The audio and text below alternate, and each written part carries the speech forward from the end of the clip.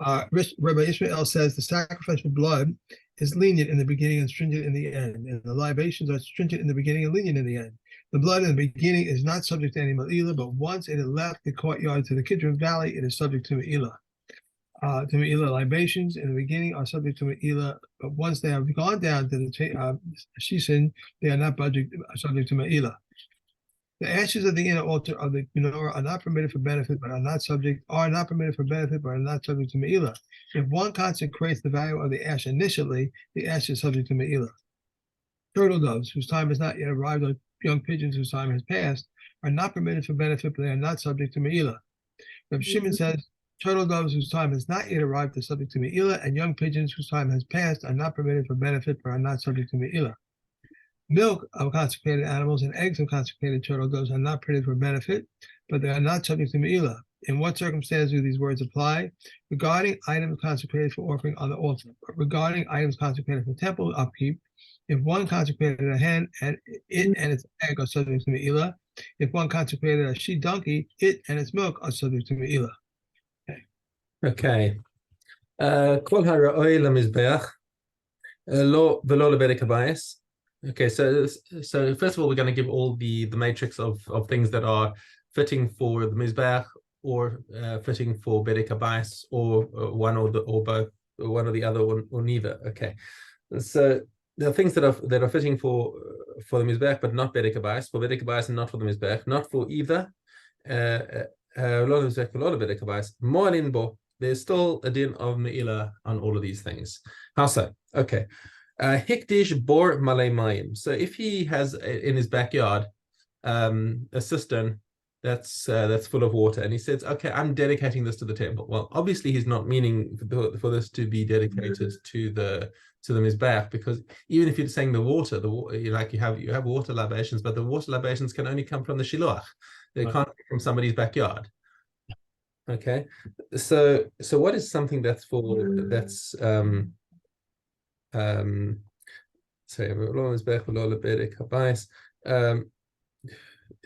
so the water is fine. The water is fine for bedek habayis. They can come and take it and use it for anything that's to make cement or anything that they're building inside the mikdash. So fine, okay. So that's suitable for bedek habayis. Ashpa, melea zevel, okay, or you've got a dung heap that's being kept for fertilizer. Now, what on earth is the temple going to do with that? Okay, there's nothing that it can be used for. All that can be used for is it can be sold and the money given to the temple. Okay, or shovach malei yonim, or if he's got a dove coat full of doves. Now the doves can be used for the mizbeach. Okay, ilan malei peros, a tree full of fruit. So that if the fruit happens to be olives or grapes, then you can use them for the mizbech. Otherwise, there's no real use for them in bedek habayis even. But you could sell them and use the money for. Okay, but you could use the wood. You could chop them down and use the wood or something. Right. Okay, now. Malay Paris, Sade Malay Asavim, or a field full of herbs.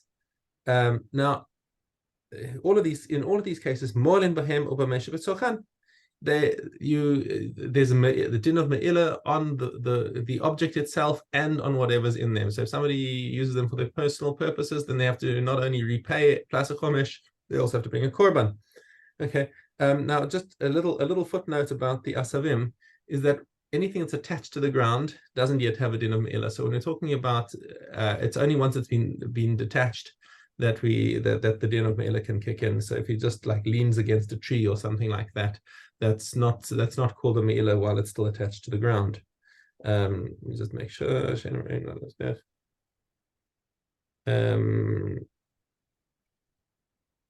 Right. Okay. Aval im hiktish bor. If, however, he simply sanctified a cistern that was empty, and then the rains came. Ashba v'achar kach nisma lezevel. He dedicated the place of the dung heap, and then somebody came and added a bunch of dung to it. Shovach, he made a nice dove cote, and some doves decided to move in. Achar kach nisma leyonim. Ilan v'achar kach nisma leperos. It was first he just planted a tree before the season came, and then later the fruit grew on it. Sadeh or field, and afterwards it grew herbs. Mo'alin bahin, then the original object that was sanctified has a din of Meila. Ve'ein mo'alin b'ma shebesochan, divrei Rabbi Yehuda. So Rabbi Yehuda says that the things that came in later, there's no din of Meila on them because that was not what was sanctified. But Rabbi Shimon says, hamakdish sadeh ve'ilan, if he sanctified a field or a tree, Mo'alin bahem over gidulehem, then whatever grows out of them is still part of is a product of the hekdesh. Gidule hekdesh. And that seems to me like a reasonable thing, although I would hate to be the one to get in the ring with Rabbi Yehuda and argue against him. But I would agree with Rabbi Shimon that Yeah. you have the field, they consecrated the field, and now the things are growing on the field. So why shouldn't it be part of Meila? It came from the field. That's what I'm saying. That seems the most logical position, but I think Rabbi Yehuda knew that. So I'm not going to be one to put my head between two mountains. But to my simple understanding, it seems Rabbi Shimon seems more logical. But my commentary doesn't say who the halach is like. Yeah.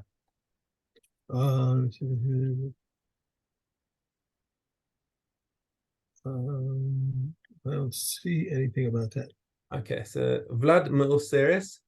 Now, if you have an animal that was taken as Maser Behema, right? The 10th animal was taken out and it was a female and it gave birth. Lo yinak min ha-meuseret. So this animal that was born to the Maser may not nurse from it because the Maser is already hekdesh, and the offspring does not have the din of kedusha from the Meuseret, because Vlad Meuseret. Did we? I don't think we even dealt with that case. We dealt with the Vlad Shlamim is treated like Shlamim. Did we say? Do we speak about Vlad Maser? And we would have spoken about Maser and Bechor, but so Bechor cannot have offspring, obviously. But Vlad Maser is that like Maser? So okay. So that may be a question. Just a second. We'll take a look at it. Lo yinach min ha-meuseret v'acherim misnavdvim came. But what the nice thing to do is for other people to donate an animal to allow this offspring of the maser to nurse from a different animal, because of course as hekdesh its milk is sanctified. Now here's another interesting question over here.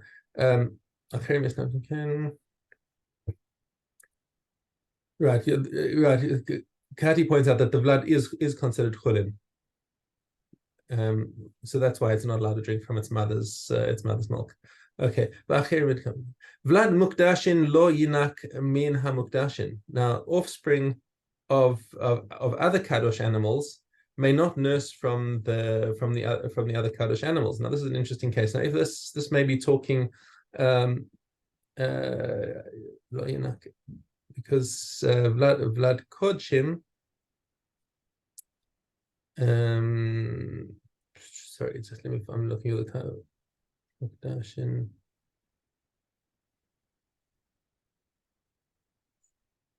This is an animal that was. This is a case where the offspring came before the animal was mukdash. So he took a mother cow that already had a calf, and he sanctified it. So now he was a bit of an idiot over here, because now he's left with a calf that can no longer suckle from its mother. Because any other kosher, if you had shlamim, Vlad shlamim is shlamim, so they're on the same level, and there's no reason why the calf should not drink from its mother. Right. And if it's a Vlad chatas, then the offspring has to be left to die. so it's not so that wouldn't work. We're talking about an animal where it gave birth before it was sanctified. Okay. Once again, they can have other cows can come and nurse the calf.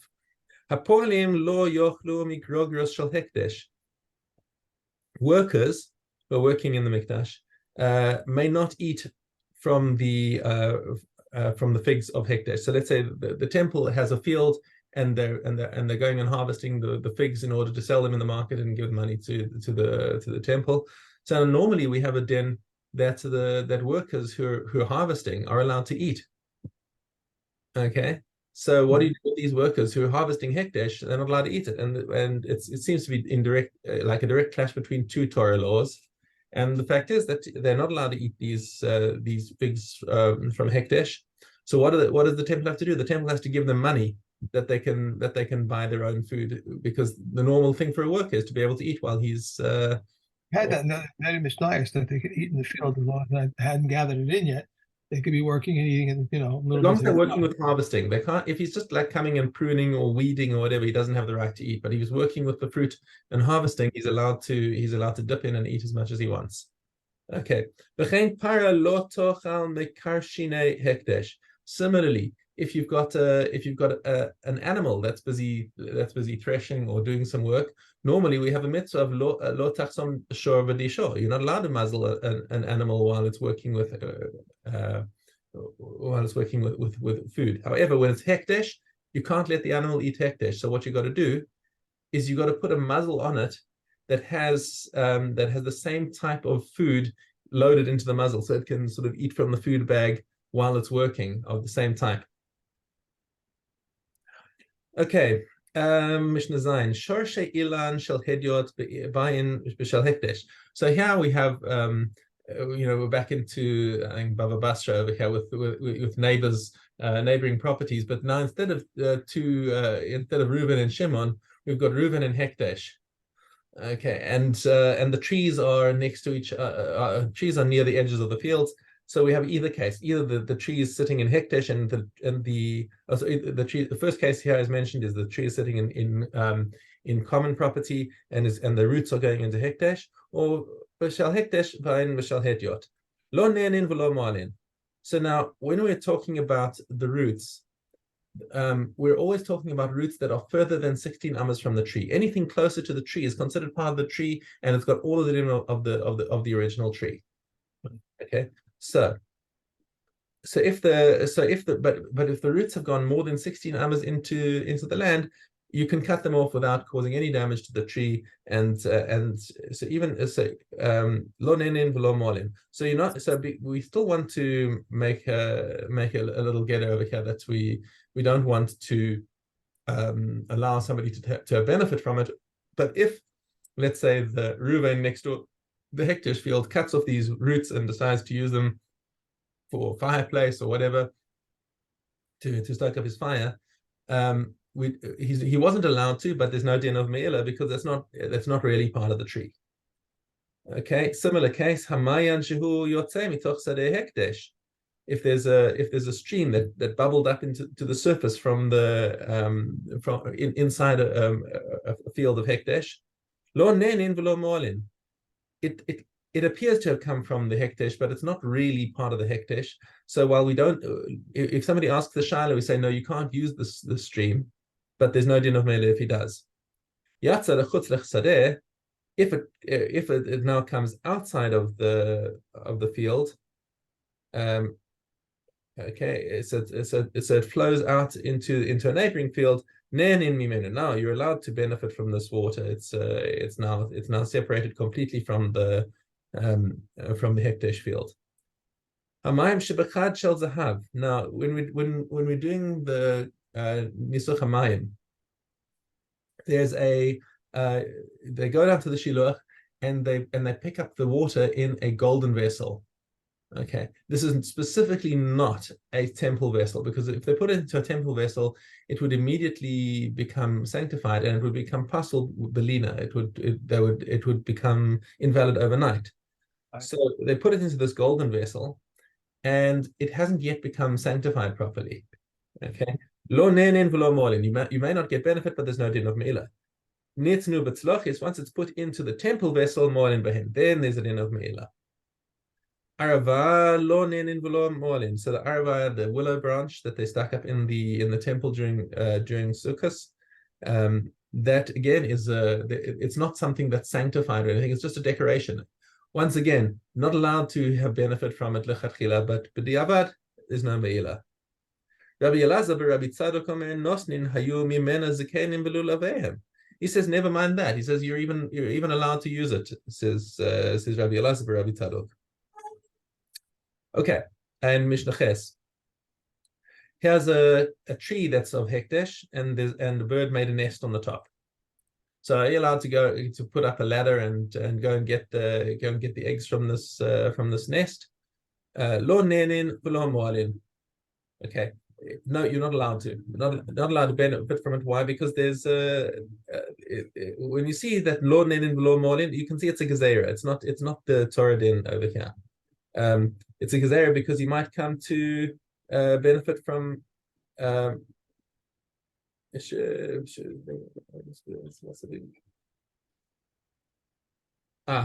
okay. Are you allowed to benefit from the actual nest itself if you know that if the Gemara explains that this nest was built out of twigs and sticks that the bird brought from another place? So you're not allowed to use it as a gezerah because you might come to use the nest that was built out of sticks and twigs that the bird actually made from that very tree. Okay. Now, replace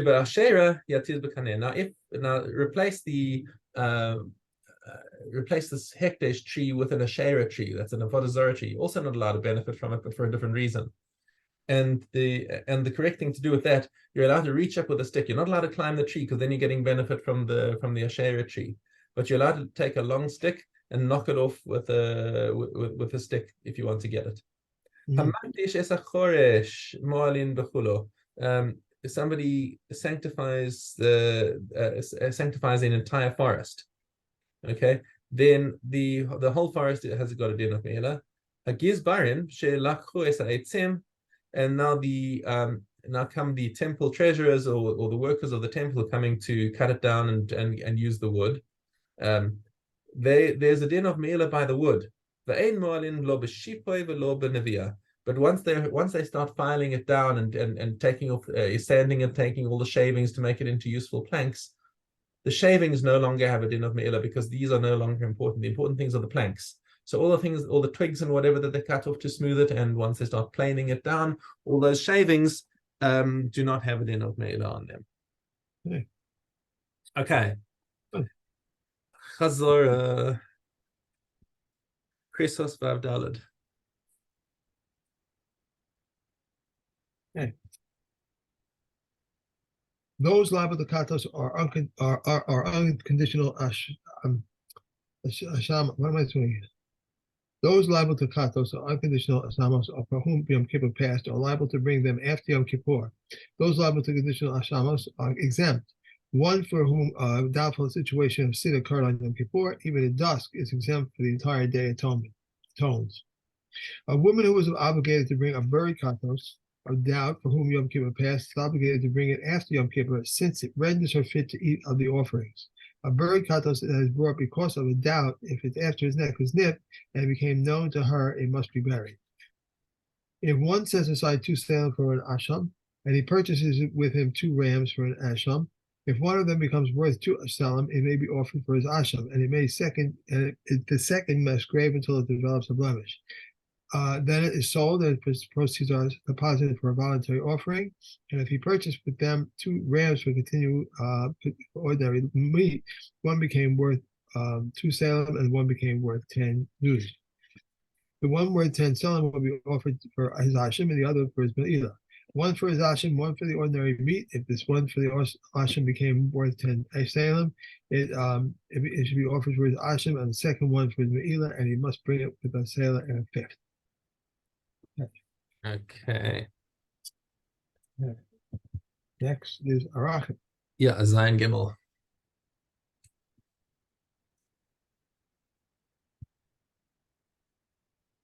If he consecrated it and redeemed it, it does not go out of his possession at Yovel.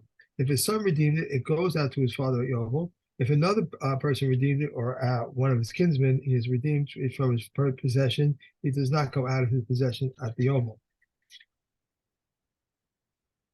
If one of the Kohanim redeemed it and is still in his possession, he should not say, since it has gone out of the Kohanim at Yovel and is already in my possession, it is mine. Rather, it goes out to all his fellow Kohanim.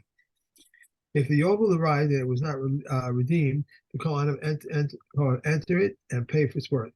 These are the words of Rabbi Yehuda. And Rabbi Shimon says they enter but do not pay. And Eliezer says they neither enter nor pay, and rather it is known as an abandoned field until the second Yovel. If the second Yovel arrives and it was still not redeemed, it is known as a twice abandoned field until the third Yovel, and the Kohanim never enter it, and another person redeems. Right?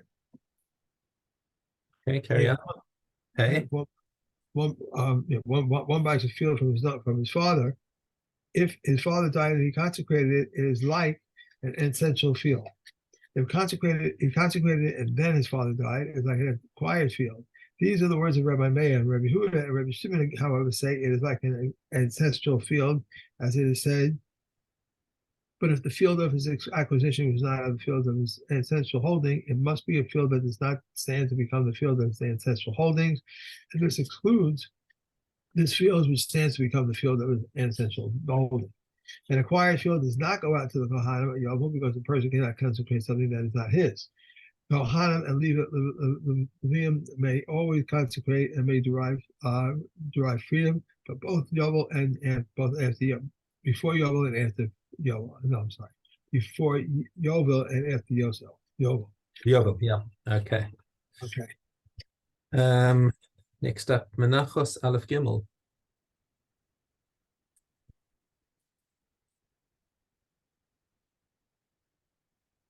Okay. Gimel. If he acquired its oil or reduced its oil or he reduced its frankincense, it's valid. Invalid. If one performed chametza on a milk offering intending to eat its remainder outside, or an olive volume of its remainder outside, or to burn its comets outside, or an olive volume of its comets outside, or to burn its frankincense outside, it is invalid. But if it carries no penalty and no of karas. If one did so intending to eat its remainder tomorrow, or an olive volume of its remainder tomorrow, or to burn its comets on the altar tomorrow, or an olive volume of its comets tomorrow, or to burn its frankincense on the altar tomorrow, it's pigul. And one is liable to frankincense. No, I'm sorry, one is liable to karos over it. This is the rule. Anyone who performs chametza or places their comets on a vessel, it conveys tuma as it burns it on the altar.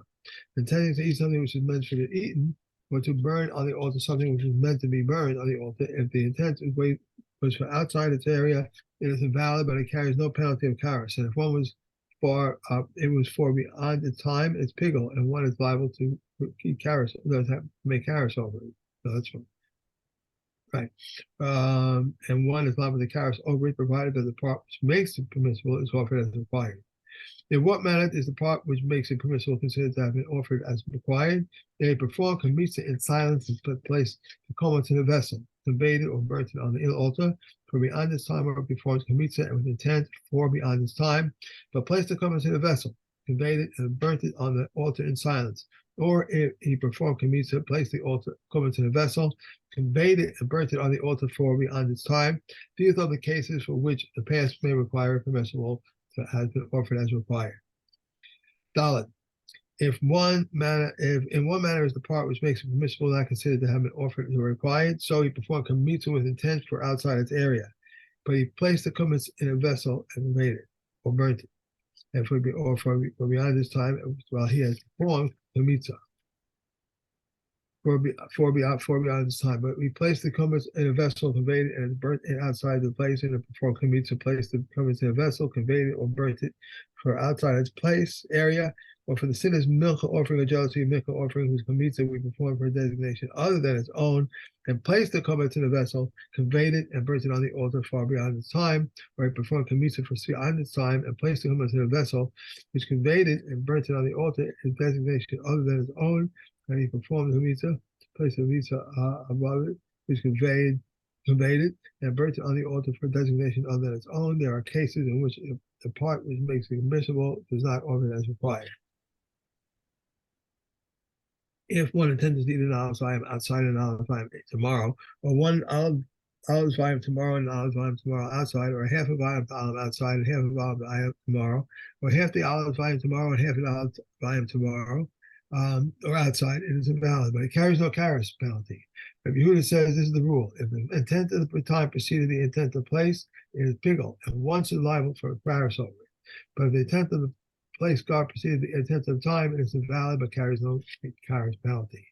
However, the Chachamim say in neither case it is invalid, but it carries no kares penalty. If he induced a half olive vine and to burn the olive vine on the altar, it is valid because eating and altar burning cannot be combined. Okay, I need to run. I'm already late for shul, so I'm going to leave you to do the rest of the chazaras yourself. But we did. I thought we started early. Okay, all right. Do one more. There's one more in Menachos, and then you can carry on with the rest. Okay, I'm going to have to. Bye. Bye.